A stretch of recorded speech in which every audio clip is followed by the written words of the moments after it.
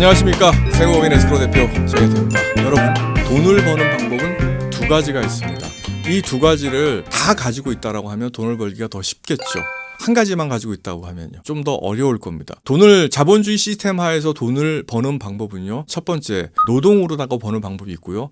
노동 이외의 것을 불노라고 그러죠. 노동을 하지 않는 걸 불로소득으로 돈을 버는 게 있어요. 그죠? 그러면 내가 노동소득으로 버는 거, 근로소득이라고 이야기도 하죠. 노동으로 버는 것만이 가치가 있을까요? 아니죠.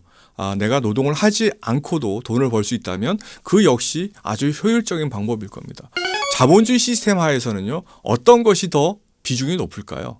우리나라 같은 경우에는 아직까지 자본주의가 완성되는 단계 내지는 선진국으로 나가는 단계에 있어요. 그렇다 보니까 지금까지는 노동을 통해서 벌어들이는 소득이 더 많다, 자본 이득보다는.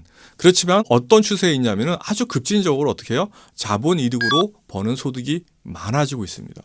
다시 말해서 부자가 돈을 벌기가 더 쉬운 구조가 되어가고 있다. 이것을 상당히 안 좋게 이야기하는 사람들이 있어요.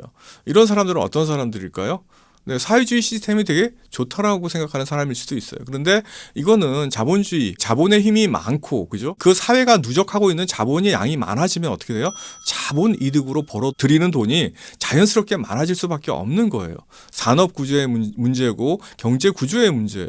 우리나라가 미국이나 일본처럼 자본주의가 고도화되어 있다라고 하면 자본 이득으로 얻는 수입이 많겠죠. 우리나라보다 훨씬 인구도 많지만 우리나라보다 GDP가 적은 러시아 같은 경우를 한번 생각해 보면 그들은 어떨까요?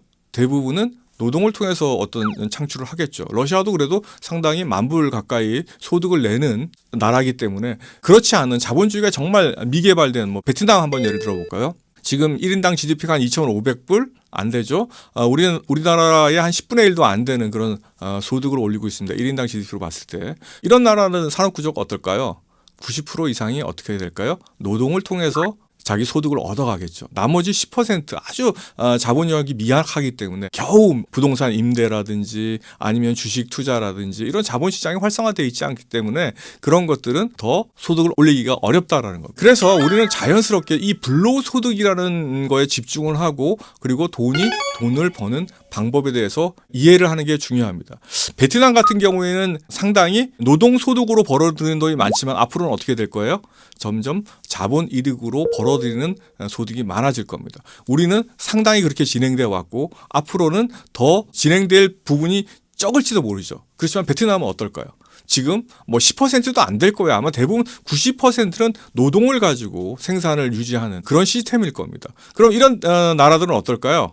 자본시장이 계속 급진적으로 커지겠죠. 그래서 저는 이런 이야기를 합니다.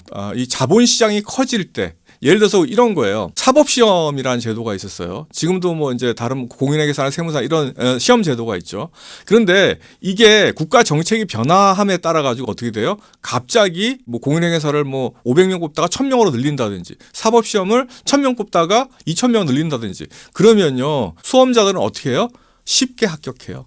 무슨 얘기냐면은 자본시장이 엄청나게 빨리 커지는 시장이 있다라고 하면 어떻게 될 것 같아요?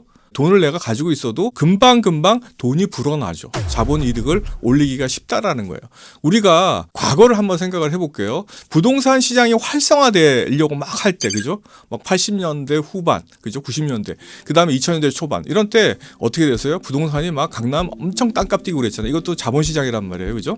이렇듯이 주식은 어땠을 것 같아요? 지금 기준으로 했을 때 30년 전에 삼성화재죠. 삼성화재가 100분의 1의 가치였어요. 100배가 올랐습니다.